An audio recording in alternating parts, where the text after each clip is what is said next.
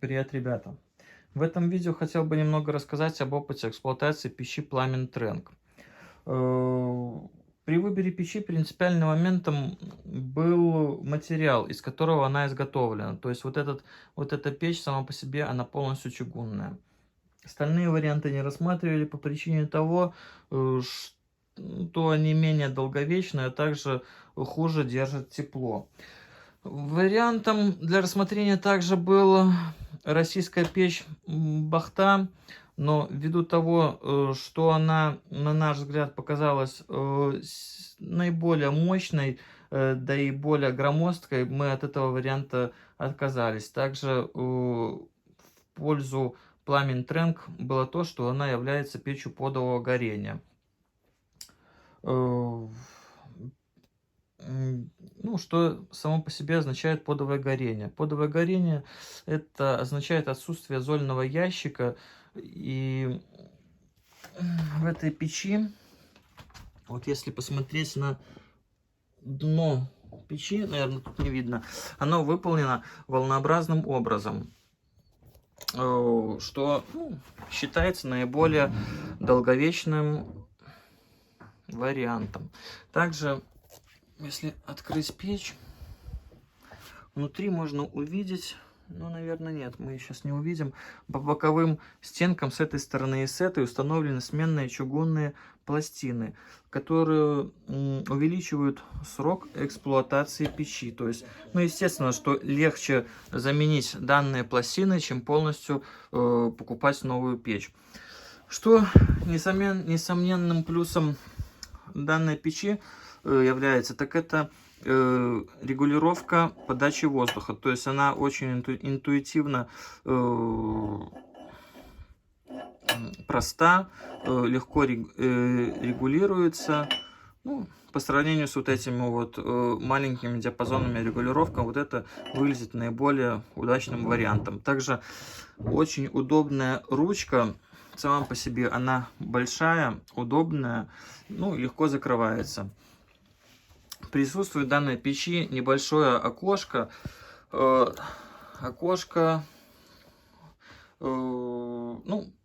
с функцией самоочистки. Да, если печь горит на длительном горении, вот, то есть в таком положении, то происходит небольшое вот тут вот по центру копчение стекла. Если же поставить на мощную, ну, на самую мощность, получается, стекло будет проходить самоочистка. В печи присутствует вот такой вот удобный бортик, который служит защитой, вот когда ложите до нем и достаете пепел из печи. Удобная штука, то есть ничего не просыпается, все остается вот на нем.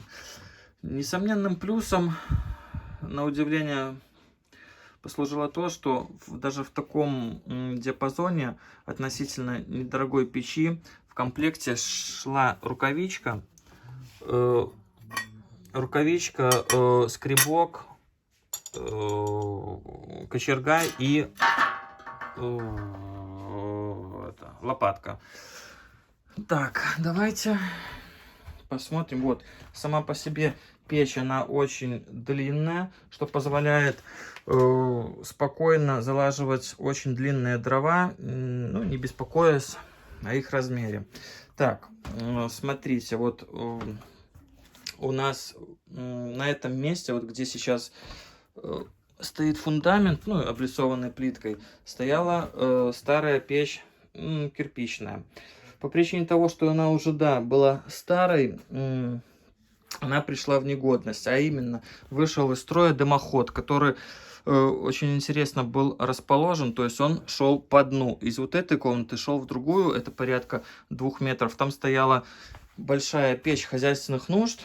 Ну, пришлось разобрать и ту, и эту печь, и на их место поставить вот такую вот небольшую чугунную печь-камин. Ну, то есть все довольны, греет эта печь отлично, а самое главное, что очень быстро разогревается, то есть моментально. При площади дома 55 квадратов, а комната, в которой установлена печь, 30 квадратов, ну, потепление, происходит обогрев вот этой именно данной комнаты. Ну, может, минут 15 требуется. На дворе сейчас осень, но разогрев происходит очень моментально. Давайте разберем теперь. Так, про фундамент я вам рассказал, как он устроен. Давайте, поскольку по нормам необходимо сделать термозащиту ближайших поверхностей от печи, а ближайшая у нас получается вот эта вот стенка, ее пришлось теплоизолировать. Дом у нас старый, поэтому стены, естественно, тут никто раньше не равнял, они сами по себе кривые. Чтобы немножко хоть выровнять стену, пришлось первым слоем поставить гипсокартонную плиту. Тут она, ну, видно, да. Потом на нее установлен профиль. На профиль установлена минеритовая плита, толщина, насколько я помню, единичка. А сверху из остатков плитки, которые у нас остались после ремонта, то есть лежали в ванной, аккуратно сняли, вот они пригодились, на специальный термостойкий клей, вот положили плитку вот эту вот. Ну, в принципе, смотрится неплохо. Давайте теперь перейдем к самому дымоходу. Так, как я уже говорил, диаметр дымохода у самой печи 120 мм. На нее мы поставили польскую черную трубу Дарка. Толщина самой трубы 2 мм. На конце, видите, вот это вот заужение трубы.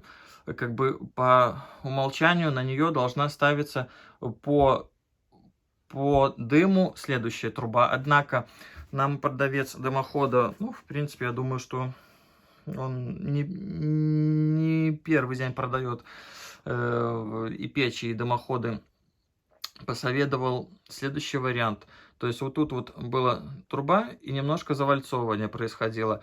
Миллиметр два надо было отрезать болгарочкой, что мы и сделали. И получилось, что внутреннее вот это отверстие 115 миллиметров. Естественно, следующую трубу можно было, вот как мы и сделали, все следующие трубы пошли уже 115 миллиметров. И вот старт-сэндвич установили внутрь вот этой трубы. То есть у нас соединение получилось по конденсату. Ну, все отлично получилось. Все стыки соединения труб мы промазывали высокотемпературным герметиком, а сверху устанавливали хомуты. Так, следующим у нас идет старт-сэндвич и 4 трубы фермские. Сэндвич трубы у нас все нержавеющие. Снаружи, внутренняя и наружная труба толщина 0,8-0,5. Тут у нас идет фартук и проходной узел. Проходной узел тоже фермовский. Он стандартный, ну, просто нержавеечка вот по дну идет. И вот такой короб тоже из листа нержавейки. Его мы поступили следующим образом. Дно мы полностью обложили магниевой плитой. Тоже она термозащитная. По вот этой стенке нержавеющей также мы ее изолировали магниевой плитой. И для большей надежности сделали еще меньше короб, тоже из магниевой плиты. И вот в этот вот зазор заложили базальтовую вату, а также керамзит. А вот так происходит горение.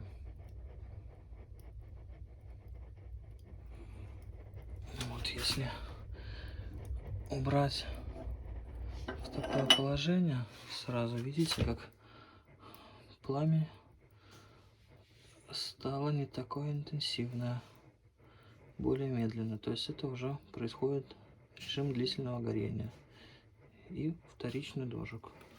Если откроем на полную, вот сразу же происходит возобновление интенсивности пламени, и оно там уже Горит полным ходом, вот.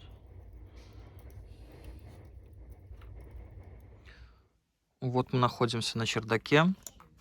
Сразу оговорюсь, вот, дом старый, деревянный, поэтому сверху, не знаю, это солома, не солома, утеплена крыша таким образом. По этой причине мы сделали большой отступ, сделали такой вот поддон, где уложили керамзита. То есть это будет дополнительной защитой на всякий случай. Теперь переходим к проходному узлу. Вот, феррумская нержавейка идет вот по вот этой плите. Вот она находится с этой стороны. Получается, мы изолировали магниевой плитой ее. И дополнительно соорудили короб вот поменьше размером. Вот он видно. Между вот этими двумя плитами мы уложили базальтовую вату, она находится ниже, а сверху присыпали керамзитом. Внутрь мы по самому дну уложили только керамзит. Сильно утеплять эту часть мы не стали, поскольку многие говорят, что это делать не надо, поскольку в месте, где она утеплена, происходит перегрев трубы, чего не особо хочется. Так, вот этот вот короб мы установили, нашли такую вот из наличия сетку, установили его по всему периметру. Это будет служить как защита от грызунов и других нежелательных гостей. Так, тут у нас установлены раз, два, три такие распорочки. Они установлены для того, чтобы поддерживать трубу, чтобы труба, ну, поскольку тут идет 4 сэндвич трубы, они не давили всем весом на печь. То есть вся нагрузка, чтобы не шла на печь, а хоть немножко держалась на вот этих вот поддерживающих распорках. Дальше у нас идет вот еще одна распорка, но эта распорка вот она и вот это. Вот она. То есть это сделано для того, чтобы труба не гуляла от ветра, ну и была устойчивой на месте, не шаталась.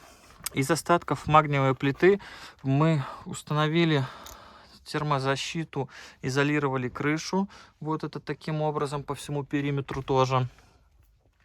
Крыша у нас железная дальше идет, поэтому, ну, вот со всех сторон происходит защита. Дальше у нас идет мастер флеш. После мастер флеша, если считать сэндвич трубу, то есть вот это первая, которая еще видна из помещения, вот вторая, третья и сверху еще четвертая.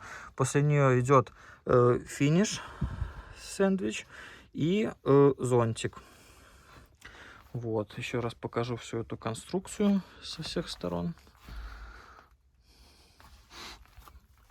Вот. Тут мы укрепили. Вот. Ну, на этом все. Надеюсь, видео будет для кого-то полезное.